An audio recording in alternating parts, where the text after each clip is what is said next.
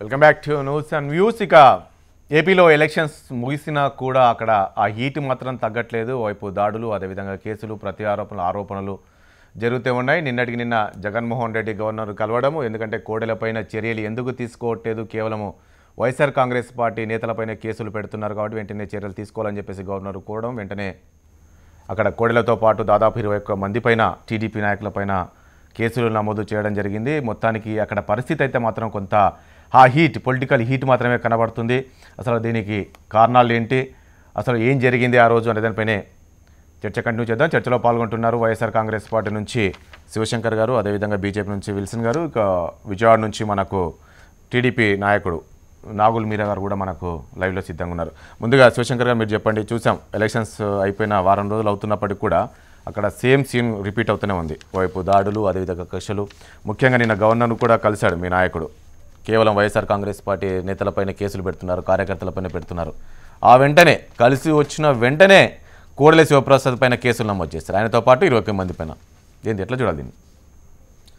ఒకటి సార్, ఇప్పుడు ఎన్నికలు 11వ తారీఖు ఏం జరిగింది, ఎవరెవరి మీద ఎవరు దాడులు చేశారు, ఎక్కడెక్కడ సంఘటనలు జరిగినాయి మొత్తం ఒకసారి మనం పరిశీలిస్తే మేజర్గా వైఎస్ఆర్ కాంగ్రెస్ పార్టీ సంబంధించిన వాళ్ళ మీద దాడులు, ఒక ఎస్టీ మహిళను ఎమ్మెల్యే అభ్యర్థి అయినటువంటి ప్రస్తుతం ఎమ్మెల్యేగా ఉన్నటువంటి పుష్పశ్రీ వారిని కురుపాంలో ఏ విధంగా తన భర్తను పరీక్షిత రాజుని ఇద్దరిని ఏ విధంగా దాడులు చేసి సాక్షాత్తు శత్రుచల్ల విజయరామరాజు అనేటువంటి వ్యక్తి సమూహంతో దాడి చేసింది ఏ విధంగా ఒక సంఘటనలు తీసుకుంటే, గురజాలలో ముస్లింలు ఓట్లు వేయాలని ఎన్నికలు అయిపోయిన తర్వాత ఇంకా గంట సేపు పోలింగ్ ముగుస్తుందనంగా సాయంత్రం 5 గంటల నుంచి 7 గంటల వరకు ఇష్టం వచ్చినట్టు రోడ్ల మీద వెంటబడి వేటాడి తరుముతుంటే తెలుగుదేశం స్పీకర్ను దాడి చేయడం వస్తాను, అన్ని కూడా వస్తాను, స్పీకర్ దాడి వస్తాను, అదే వస్తాను.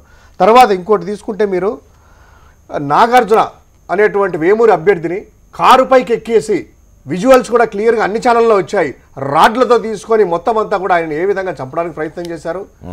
తర్వాత వచ్చేసి రాజంపేటలో ఏ విధంగా ప్రశాంతంగా ఉన్నటువంటి రాజంపేటలో ఇంతవరకు మీరు చరిత్ర తీసుకుంటే కడప జిల్లా రాజంపేటలో చిన్న ఇన్సిడెంట్ కూడా ఎప్పుడు జరగలేదు, ఈ ఎన్నికే కాదు గత ఎన్నికల్లో కూడాను.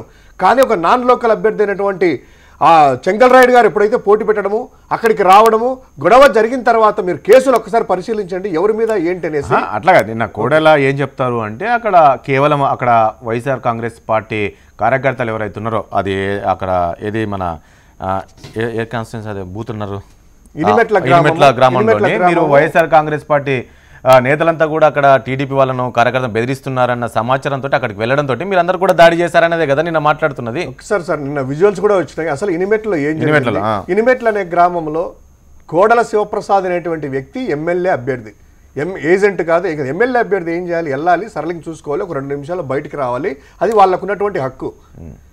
ఎందుకు కోడెల శివప్రసాద్ గారు ఆ ఊరిలోకి వెళ్ళారు, ఎందుకు పోలింగ్ బూత్లోకి వెళ్ళేసి తలుపులు వేసుకొని ఎందుకు ఏజెంట్లను బెదిరించడానికి ప్రయత్నం చేశారు, ఆ పోలింగ్ బూత్ రిగ్గింగ్ చేయడానికి ప్రయత్నం చేసేసి అది కుదరక ఏజెంట్లు వెను తిరిగితే బయటకు వచ్చేసి సొక్కాసించుకొని ఒక డ్రామాలు ఆడి సానుభూతి కోసము ఆ విజువల్స్ కూడా నిన్న ప్రత్యక్షంగా నిన్న విజువల్స్ అన్ని కూడా సోషల్ మీడియాలో కూడాను సర్క్యులేట్ అవుతా ఉన్నాయి. ఆయన బయటకు వచ్చిన తర్వాత విచారం చేయకోకుండా బయటకు వస్తే ఏం జరుగుతుంది సార్, ఎప్పుడైనా కూడాను తన మీద దాడి జరిగితే ఒక పోలీస్ స్టేషన్ కో లేకపోతే ఒక ఆసుపత్రికి వెళ్తారు. చంద్రబాబు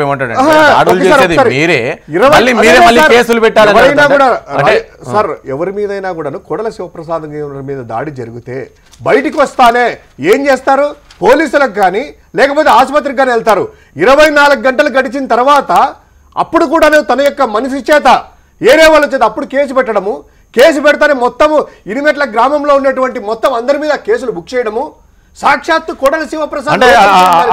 శివశంకర్ గారు ఒకటి మీరు అంటే ఈ విషయం నిన్న కేసు నమోదు చేయడం చూస్తే అంటే మొన్నటి వరకు మరి ఆ పోలీసులకు ఆ విషయం తెలియదా, మీరు ఎప్పుడైతే గవర్నర్ కలిసారో గవర్నర్ కలిసిన వెంటనే కేసులు నమోదు చేశారంటే ఎట్లా చూడాలి దీన్ని? గవర్నర్ కలిసిన దానికంటే అంతకు ముందు కొన్ని వీడియోలు ఏ విధంగా ప్రత్యక్షంగా వీడియోలు ఉన్నాయో, వీడియోలో వచ్చేసి కావాలంటే ప్లే చేస్తారండి, వీడియోలు ఉన్నాయి. వీడియోలో కోడెల యొక్క లోపల ఏజెంట్ను బెదిరించి ఏలు చూపించి బెదిరించడం అయితేనేమి, తర్వాత స్వయంగా తలుపులు వేసుకోవడం అయితేనేమి, ఇవన్నీ కూడా వీడియోలో వీక్షించిన తర్వాత పోలీసులు అప్పుడు ప్రెజర్ వచ్చేసి అప్పుడు చేయడం జరిగింది. విల్సన్ గారు గురజాల్లో కూడా ఉన్నటువంటి అభ్యర్థి ఎవరైతే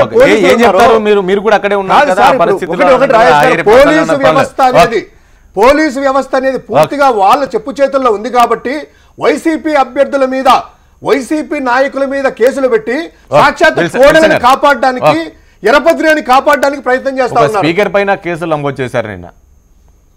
ఇప్పుడు అక్కడ ఆయన స్పీకర్గా చూడరు, ఆయన పోనీ ఆయన వెర్షన్లో ఆయన బాధ్యుడు అనుకోవచ్చు, లేకపోతే ఇతరుల వెర్షన్లో ఆయన పోటీ చేసిన అభ్యర్థి పోలింగ్ బూత్లో పోయి ఎందుకు గడి పెట్టుకున్నాడు? ఇంకా అభ్యర్థి వెళ్ళకూడదా? బూత్లోకి వెళ్తారు కదా, గడి పెట్టుకోవాల్సిన అవసరం ఏమో. పోలింగ్ బూత్లోకి సెల్ ఫోనే తీసుకెళ్ళకూడదు, అలాంటిది లోపల పోయి గడి పెట్టుకోవడం ఆంతర్యం ఏంటి?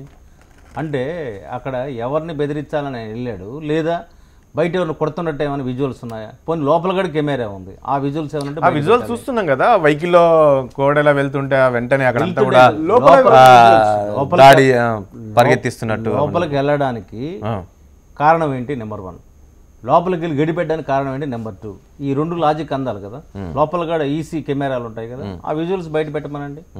మరి ఎందుకు ఇప్పుడు వీళ్ళు ఏం చెప్తున్నారంటే కేవలం వైఎస్ఆర్ కాంగ్రెస్ పార్టీ కార్యకర్తలపైన కేసులు పెడుతున్నారు, టీడీపీ వాళ్ళు దాడులు చేస్తే వాళ్ళపైన కేసులు పెట్టట్లేదు అని చెప్పేసి వీళ్ళ ఆరోపణ. నిజంగా వాస్తవం ఉందా? నేనేమంటే ఒకవేళ అక్కడ వైఎస్ఆర్సీపీ కార్యకర్తలు కావచ్చు ఎవరైనా సరే బ్యాన్ హ్యాండిలింగ్ చేయడం తప్పు. ఒకవేళ అలా చేస్తుంటే ఆ విజువల్స్ కానీ బయటకు వస్తే ఆ చేసిన వాళ్ళ మీద కేసు పెట్టడం కూడా మేము ఆహ్వానిస్తాం, అందులో మాకు ఇంకొక మాట ఏంటి. కానీ బేసిక్గా కొడుకు శివప్రసాద్ గారు ఆయనకుండే ట్రాక్ రికార్డ్ అంతా కూడా క్రిమినల్ హిస్టరీ, ఆయన క్లీన్ ఇమేజ్తో ఉన్న వ్యక్తి కాదు. కాబట్టి ఆయన ఏమైనా చేస్తుండొచ్చు అనేది ప్రజల్లో ఒపీనియన్ ఉంది. కానీ ఇక్కడ ఏంటంటే చంద్రబాబు నాయుడు కూడా అదే చెప్తున్నాడు, జగన్మోహన్ రెడ్డి కూడా అలాంటి నేరస్తులే, వాళ్ళందరూ వాళ్ళు కూడా నేరాలకు పాల్పడుతుంటారు అనే విధంగా నిన్న మాట్లాడారు. కోడెల చరిత్ర తీసుకుంటే ఒకసారి సార్, చాలా మంది ఉన్నారు ఈ ఎన్నికల గురించే చరిత్ర పక్కకి వెళ్ళండి. ఎన్నికల పోలింగ్ లో 1989 సంవత్సరంలో రొంపిచెర్లలో మండల పరిషత్ ఎన్నికల్లో ఏ విధంగా చేశాడు? చాలా మంది రాజకీయ నాయకులు ఉన్నాయి, చాలా మంది ఉన్నాయి. ఇప్పుడు ప్రధానంగా మీ నాయకుడిని కూడా అంటున్నారు కదా, మీ నాయకుడి పైన కూడా కేసు చరిత్ర, బాంబులు నలుగురు మృతి చెందిన చరిత్ర, రొంపిచెర్ల ఎన్నికల చరిత్ర, ముప్పాల ఎంపీపీ ఎన్నికల చరిత్ర, కోడెల గారి చరిత్ర బతుకు అంతా కేవలం ఎన్నికల్లో రిగ్గింగ్ చేసేసి పరిస్థితులు లేవు కదా. ఆయన మీద కేసు ఉంటే ఆయన కోర్టు కేసులు తిరుగుతున్నాడు, ప్రతి ఒక్క కోర్టుకు హాజరవుతున్నాడు, నడుస్తున్నాయి కేసులు. కానీ ఇక్కడ నేనేమంటానంటే కోడూరు శివప్రసాద్ గారు ఏ ప్రయోజనం కోసం లోపలికి వెళ్ళి గడిపెట్టుకున్నాడు? బయట ఎవరిని కొడుతుంటే లోపలికి వెళ్ళాడా? బయట అంతమంది జనాలు గుమ్మిగూడినప్పుడు కామన్ గా భయపడి ఆయన ఎక్కడికాడ తరిగినట్టు మళ్ళీ బయటకు వచ్చిన తర్వాత అలాంటి విజువల్స్ బయటకు వచ్చాయి తప్ప లోపల ఆయన్ని బయట ఎవరిని కొట్టబోతుంటే ఆయన లోపల పోయి గిడి పెట్టుకుంటే దానికి సంబంధించిన డాక్యుమెంట్స్ బయట పెట్టాలా. కాబట్టి నేనేమంటానంటే అక్కడ ఒక క్లారిటీ లేదు. అందుకని ఆయన ఎన్నికల నియమావళిని ఉద్దేశపూర్వకంగానే లోపలికి వెళ్ళాడు, గడబెట్టుకున్నాడు అనేది మీ బీజేపీ ఆరోపణ అంటారు. బీజేపీ కాదు, ఇప్పుడు అక్కడ సర్కార్ ఇప్పుడు వాళ్ళని చెప్పమనంటే టీడీపీ వాళ్ళు ఎందుకు మాట్లాడతారు? నాగుల్ మీరా గారు, ఎలక్షన్స్ అయిపోయి వారం రోజులు అయినా కూడా ఇంకా జరుగుతూనే ఉన్నాయి కేసులు. ముఖ్యంగా కోడెల శివప్రసాద్ పైన కేసులు నమోదు చేశారు నిన్న స్పీకర్ పైన. వైసీపీ ప్రత్యక్షంగా కోడెలది కనపడుతుంది, రాష్ట్ర వ్యాప్తంగా కూడా వీళ్ళు వ్యూహాత్మకంగా ముందే విజయసాయిరెడ్డి గారు ఆయన మాట్లాడినటువంటి ఆడియో టేబుల్ కూడా బయటకు వచ్చినాయి. మీరు గొడవలు చేయండి, అధికారంలోకి మనం రాబోతున్నాం, మీరు భయపడొద్దు, మీరు ఎంతటికైనా తెగించండి, భయభ్రాంతులు చేయండి అన్నటువంటి నేపథ్యాన్ని పురస్కరించుకొని వీళ్ళు ప్రయత్నం చేశారు. వాళ్ళ ఎవరి మీద ఎవరు దాడి చేసినా అది ఒక రాజకీయ పార్టీలుగా మనం ఖండించాల్సినటువంటి అవసరం ఉంది. అంతేగాని కోడెల శివప్రసాద్ గారు అంత పెద్ద వయసు ఉన్నటువంటి వ్యక్తి, స్పీకర్గా చేసినటువంటి వ్యక్తి, సుదీర్ఘ రాజకీయ అనుభవం ఉన్నటువంటి వ్యక్తి, ఎన్నో ఎలక్షన్లో ఉన్నటువంటి వ్యక్తి. ఆయన ఎందుకు లోపలికి వెళ్ళి తలుపేసుకోవాల్సి వచ్చింది? బయటకు వచ్చిన తర్వాత ఆ విజువల్స్ చూస్తే ఆయన కారు చుట్టుముట్టి అక్కడ దాడి చేసినటువంటి విధానాన్ని కూడా మనం చూసాం. ఆయనే నిన్న చెప్పాడు, నేను లోపలికి వెళ్ళి తలుపేసుకుని ఎందుకు వేసుకున్నాను, లోపల ఏం జరిగిందని విజువల్స్ బయట పెట్టండి మీకు చేతనైతే అని అంటున్నారు ఆయన. ఇప్పుడు అలా ఆలగడ్డలో కార్ల మీద రాళ్ళు వేశారు, రాయలసీమలో కానీ ఇతరత్ర ఎక్కువగా వైసీపీ వాళ్ళే బయటకు వచ్చి వాళ్ళు చేయాల్సినంత అరాచకాలు సృష్టించారు. అసలు ఇప్పుడు ఎలక్షన్ కమిషన్ వాళ్ళకి నాగులు మీరా గారు ఒక విషయం అంటే నిన్నటి వరకు టీడీపీ అక్కడ కార్యకర్తల పైన కావచ్చు, స్పీకర్ పైన కావచ్చు కేసు నమోదు చేయలేదు. అప్పటికి మీరు వీళ్ళు చెప్తున్నట్లు ఎందుకు అక్కడ దాడులు చేశారు, లోపలికి వెళ్ళి ఏం చేశాడు, కనీసం అక్కడ ఉన్న పోలింగ్ బూత్లో ఉన్న కొంతమంది ఏజెంట్లను బెదిరించాడు కోడెల శివప్రసాద్ అని చెప్పేసి ఆరోపణలు చేసినప్పటికీ అక్కడ పోలీసులు ఎవరు కేసు నమోదు చేయలేదు. కానీ నిన్న జగన్మోహన్ రెడ్డి గవర్నర్ను కలిసిన వెంటనే స్పీకర్ పైన అదేవిధంగా అక్కడ ఉన్న దాదాపు ఒక 21 మంది టీడీపీ కార్యకర్తల పైన కేసులు నమోదు చేశారంటే అంటే ఏంది నిన్నటి వరకు పోలీసులు అక్కడ నిర్లక్ష్యంగా ఉన్నారా, కావాలని ఏదైతే జగన్మోహన్ రెడ్డి ఆరోపణలు చేస్తున్నారో కొంతమంది ఎవరైతే దాదాపు 40 మంది డిఎస్పీలు ఉన్నారో వాళ్ళందరికీ ఒక వర్గానికి చెందిన వాళ్ళకే చంద్రబాబు ప్రమోషన్లు ఇచ్చారు కాబట్టి వాళ్ళందరూ టీడీపీకి ఒక అనుకూలంగా ఉన్నారు కాబట్టి వాళ్ళు కేసులు నమోదు చేయలేదని ఒక జగన్మోహన్ రెడ్డి ఆరోపణ, ఆ తర్వాత గవర్నర్ను కలవడము, ఆ వెంటనే స్పీకర్ పైన కేసు పెట్టడం, ఎట్లా చూడాలి దీనంతా కూడా? ఇప్పుడు అదేనండి, ఎలక్షన్ కోడ్ వచ్చిన తర్వాత ఎలక్షన్ కమిషన్ జగన్మోహన్ రెడ్డి గారి కన్సర్నల్లో నడిచిందంటానికి ఇది ఒక పెద్ద ఉదాహరణ. ఇప్పుడు అక్కడ సన్నివేశం జరిగింది, ఎవరు కంప్లైంట్ ఇవ్వాలి, ఎవరు కేసు కట్టాలి, కానీ ఎవరికి అక్కడ ఆయన మ్యాన్ హ్యాండ్లింగ్ ఎవరిని చేశారు? కోడెల శివప్రసాద్ గారిని చేశారు. చేసిన వాళ్ళే వెళ్ళి కంప్లైంట్ పెట్టారు. కంప్లైంట్ పెట్టినప్పుడు పోలీసులు విచారిస్తారు, ఎవరు తప్పు ఒప్పులు.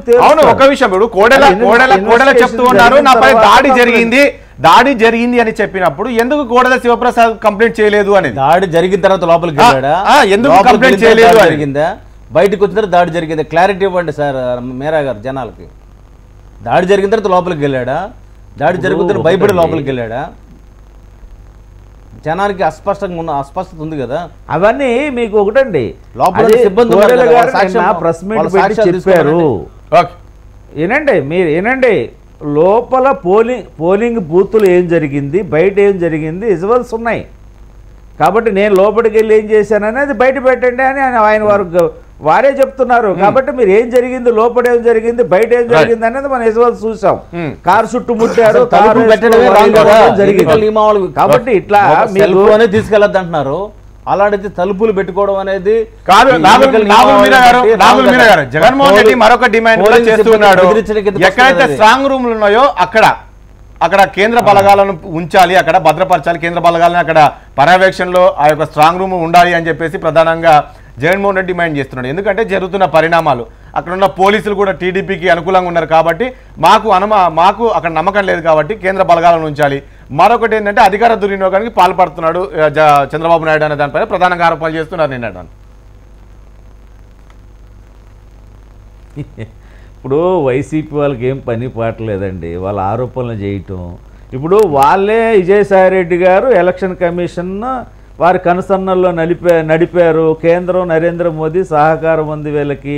వాళ్ళు మాత్రం ఇంతవరకు చరిత్రలో ఎలక్షన్ కమిషన్ సిఎస్ను మార్చిన చరిత్ర లేవు. వాళ్ళు సిఎస్ను మార్పించారు, ఎస్పీలను మార్పించారు, డిఎస్పీలను మార్పించారు. అదే రకంగా ఒక సిఎస్ డీజీపీ ఆఫీస్కి వెళ్ళి కూర్చున్నది ఎప్పుడైనా ఇది చరిత్రలు విన్నామండి. కాబట్టి ఇవన్నీ ఇది అది ఒకటండి, ఓట్లు పవర్స్ ఉంటాయి, ఆ పవర్స్ ని త్రోసి రాజని చీఫ్ సెక్రటరీ తిరిగి ఆదేశాలు ఇచ్చిన నాకు తెలిసి భారతదేశ చరిత్రలు ఎక్కడా లేవు. కాబట్టి చీఫ్ సెక్రటరీ పదవిని తప్పించడమే కాదు ఇంకా బ్రేక్ తీసుకున్న బ్రేక్ తర్వాత ఇదే అంశానికి సంబంధించి చర్చ కంటిన్యూ చేద్దాం.